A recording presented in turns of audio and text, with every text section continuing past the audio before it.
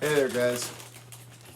So, Eddie Kernan for Rexylab and the Squishy Guitar Project. And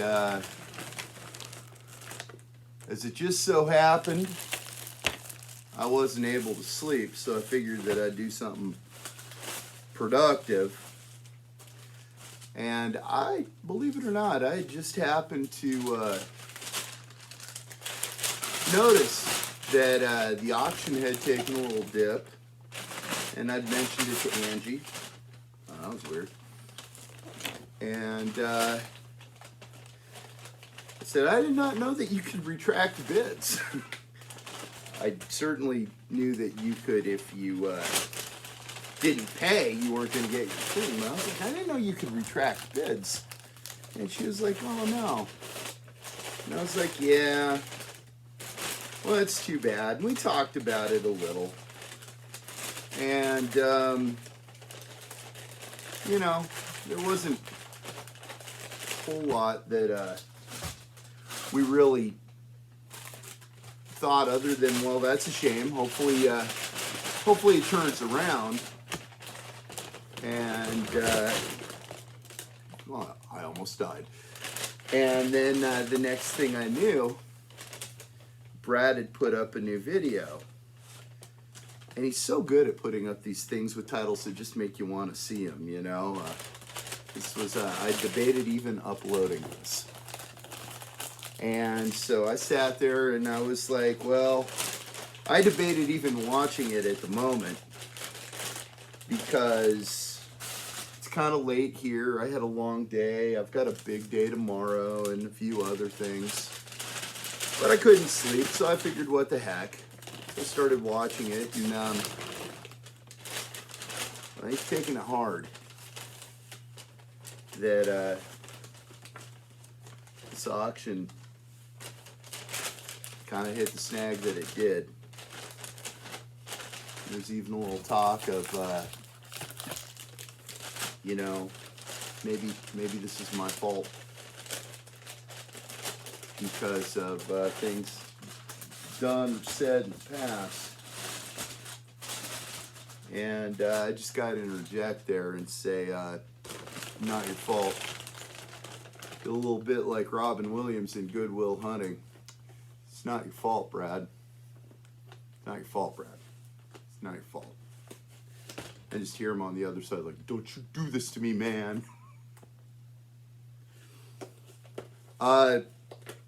Let me tell you guys something about my experience with Brad.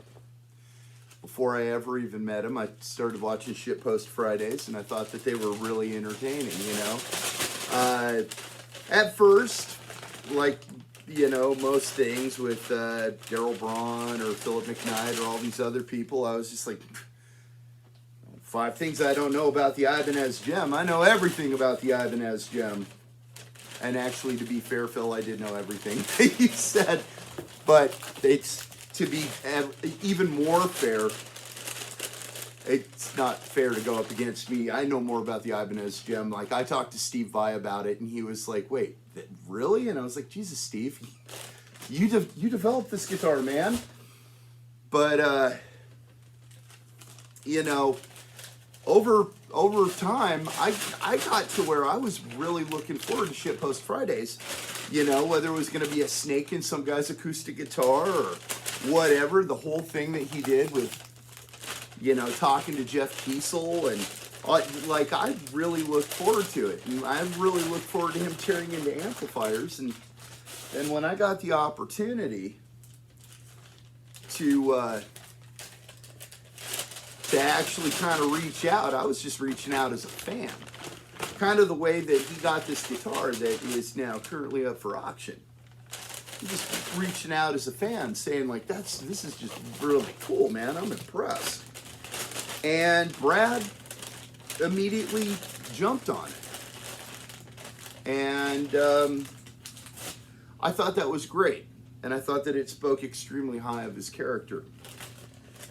And then I started noticing a few things, you know, as this whole election, and I'm gonna break my own little rule here, which is no politics or religion. because I don't like the way that they isolate people and drive wedges through them, but I think this is a special case. So I'm gonna give myself a little bit of a reprieve here and tell y'all that you know, I was watching Brad say some things about the political landscape, and it made me worry about him. It made me worry about him for a reason that probably nobody's expecting, and that is that I know that anger, because I was right there a long time myself. Big part of the reason that I do this. You're not alone, Brad. With the squishy saving your soul. It wasn't squishy, it was my rescue dogs. I had everything in the palm of my hand, great career, $10,000 away from being out of debt, woman that I loved. Everything looked great. It's this close to having it all. And it all just slipped away. And I was really bitter. And I freaked out. And I went from being just a pretty good alcoholic to a remarkably insane alcoholic. Like I would have taken the gold in the alcohol abuse Olympics. And I didn't think I was going to make it. I didn't. At all. Probably shouldn't have. And it was actually my rescue dogs that kept me from checking out, because I kept on sitting there looking at them going, what would happen to you if I succumbed to my, you know, my baser instincts and went and acted out of anger and all these other things that I just really wanted to do at the time. So I'd look down into the faces of my sweet little puppy dogs, and what would happen to you? You were all rescues, you know, if things would not end well for you, and I just loved them too much. I couldn't do it. So I fought my way back. And when I saw you starting to kind of come apart, I knew that pain. I saw it. I saw it every time I looked in the mirror. And I'm here to tell you right now, once again, it's not your fault. It's not your fault at all. I have too many left. And a bunch of these too. I guess I'll have to just wait for the next round. I want to tell you a little story there. Specifically for my, what I consider my good friend Brad. And anybody else this might benefit. And that's about part of my way back and thinking that things were my fault. I used to swear way too much. I'm making it a really big point not to swear right now, but I've got a commercial diving video, a couple of them coming out soon, and you will hear some foul things coming out of my mouth like you will not even be able to believe. Not for the kids. Anyway, everything looked like it was just at its worst. Nothing was ever going to be good again. And then I met this guy named Ken. I was just talking about this with a friend of mine today. Ken is such a beacon of goodness and light that he could walk into a dark room and illuminate it with just what a wonderful dude he is.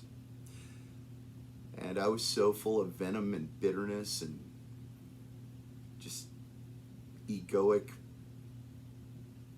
morass that I was like, man. First I thought, you know, this guy thinks he's better than everybody else because he won't say fuck. You know, what a weird thing to think, right? But then I started realizing he was the real deal.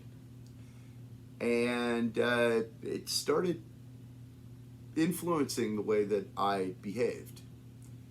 And then, probably about 2 years after I'd been around Ken for a good while, 2 years into knowing him, I told him that, knowing you has inspired me. No, it is actually like given me this hardcore desire to be a better person. And he thought that was pretty cool. And then later I met Angie's mom. A lot of things had happened. I'd quit drinking for a while. I'm not somebody that goes to meetings or anything like that. I did for a little while, but that spaghetti didn't stick to the wall for me. And that's just, I figured it out though, how to bounce back from what I truly felt was the edge, the brink. Done. And I had all this energy to channel. I did some things. I did a lot of work for the community, not to be confused with community service. But, I built miles of mountain biking trails. The only mountain biking trails in Lafayette. I did a lot of that by myself when I would have been working, but I drank myself out of my career. And I was just doing it as a way to try to maintain some kind of self-respect and dignity. It wasn't really helping. It wasn't really working. And then one day when I had absolutely nothing to do, I found a crappy old guitar that somebody melted candle wax and all kinds of stuff over in my closet, and it was my ex-girlfriend's daughter's ex-roommate's brother's guitar. It was his first guitar, and his brother had found it and he wanted to restore it and give it back. And when his brother found out, he said, I got rid of that piece of crap for a reason. I don't want it back. And it was probably $100 new Strat knockoff. So he told me, now it's ixnay on the project. And I was like, okay, well, when are you going to come get it back? And he was like, throw it in the garbage. I don't care. Well, I wasn't going to throw it in the garbage. But now, I'm a shell of a man. I'm a shattered human being. I got no job. I got nothing to do. I got a stack of bills this high that I can't pay. Whereas just, a year earlier, I was engaged to a woman that I loved, and I was 10 grand away from being completely debt free, owning my house, free and clear and all this other stuff. So I took that guitar and I cleaned it up and I resurrected the thing. I brought it back from the dead. And then a buddy of mine came over and he said, hey, can't help but notice one of these things, it's not like the others. And I was like, oh, you must be talking about that right there. And he said, yeah. What are you going to do with it? No plans. I got a friend. Been saving up for 10 years. And he can't afford a guitar. He really wants one. If you don't want too much money for it, I'd like to buy it for him. Well, I just picked the guitar up and said, good friend of yours? And he said, he's the best. Give it to your friend. Just give it to him. He's like, oh, dude, I'll tell him what a good... No, don't tell him about me at all. Just give it to your friend. And when he left, I felt something that I hadn't felt in a long time. I felt really good. Good, clean, pure. It went away pretty quick because I was far from anywhere that I needed to be on my journey. But it was a start, and that was when I realized that making the world a better place through guitar, something that I love more than anything else, was going to be my way to get my soul back. And I like to think that I got it mostly back here.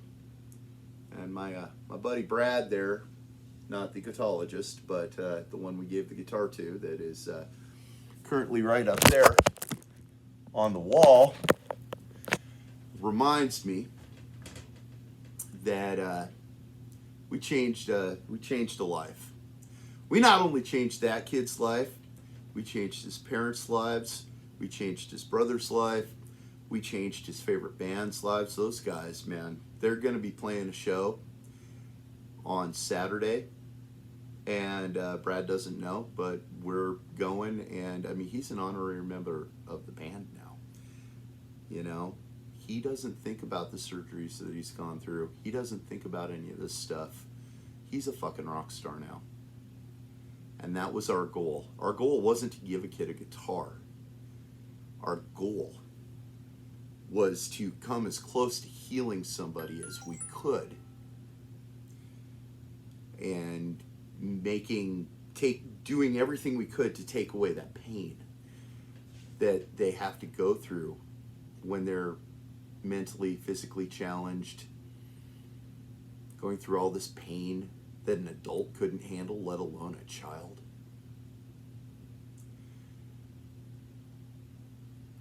It gets me right in the feels every time I think about, you know, what a big deal it was. Give that kid that guitar. And if you don't know what I'm talking about, go check out this autistic kid finally got his guitar. It's the end of the series, and you can watch the guitar get built from the get-go, but as completely awesome as the thing turned out, because I turned it from an abandoned Chinese piece of junk into a fire-breathing machine, that's not what was important. What was important is that that kid is going to spend the rest of his life knowing that he's somebody not afraid of doctors, not afraid of needles. He's a fucking rock star now. And that's what the Squishy Guitar Project does. That's what we do. And you know what, Brad the Guitologist, you are a huge part of that. You always have been, even before I got the opportunity to talk to you. And you always will be. You're not going anywhere, my friend. I fucking love you, brother. And I see so much good in you. I see a lot of pain too. And it hurts me to see you going through that, because I've been through it myself. So please don't feel bad. Please do not feel like, you know, because you lost your temper for a little bit, said a few things that a few people got upset about, that somehow anything's your fault. Don't feel that way. Don't feel that way at all. I'll tell you, it's a movie about Gandhi where a guy tries to get Gandhi to eat because he killed a child. He said he's going to hell. Gandhi said, "I know a way out of hell. Go and get an orphan from your enemy and raise them as your own." It all comes down to just putting pride and ego aside and doing what you know is right. And I want to take this opportunity to show you guys something, and that'd be this. The beginning of this video, you might have noticed that I was stuffing lunch bags. And what I was doing, I don't know if I can get this thing closed. What I was doing, ow, son of a bitch, was putting a Cliff Bar, bottle of water, and a pair of socks in a bag. And that's actually how the Squishy Guitar Project started. I was telling Angie about when a girlfriend of mine back in the 90s decided to get together and just asking anybody that we could think of if they had, old ratty blanket that they didn't want, and we were going to collect up as many as we could and just go hand them out to homeless people. And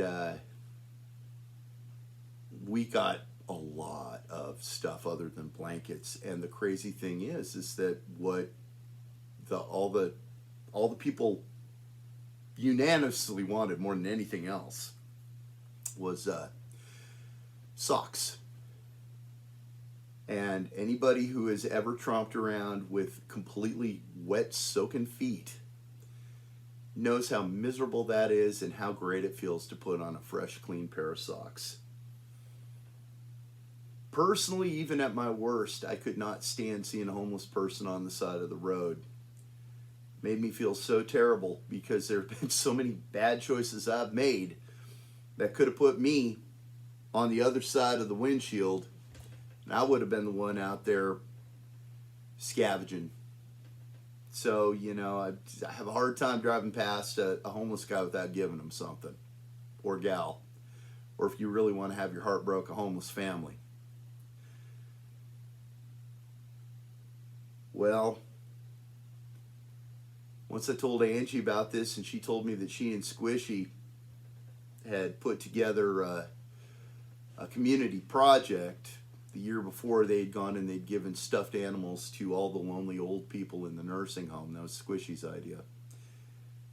And this next year, what they were going to do was they were going to put together backpacks for the homeless, but then COVID hit, and I'm not supposed to mention this, so I'm probably going to really get it from Angie, but Squishy had a real close call at the beginning of COVID. It was terrifying. But you know what? Big part of the reason that it meant so much to her that a doctor built this guitar is because there was like a team of 20 doctors that worked tirelessly, non-stop, night and day to save her daughter, and they did. So when she found out that an actual doctor built this guitar, she lost it. And yeah, I get it. I truly do.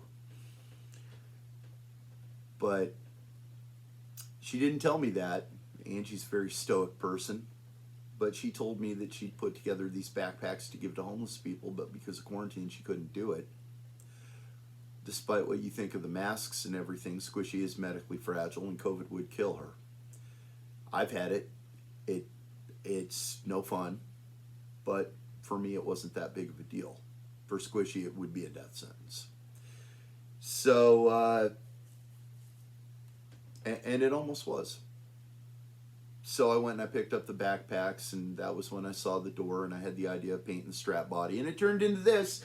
And now this poster, I will have that on my wall, and that COA, which is just a copy of, these are copies of what we gave to Brad. I'll have that until the day I die, and I hope that when I die, they go to a place of honor and they keep on keeping on.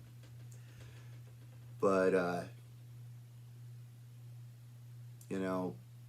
after we got the thing started and I gave away the last backpack and everything, I was telling people about how cool it was.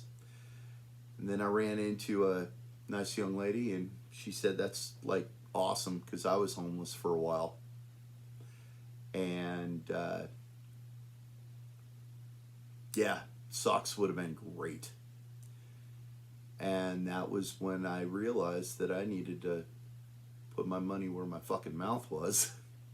So I drove to Costco and I bought a bunch of socks and lunch bags and bottles of water and Cliff Bars, because all those things will keep.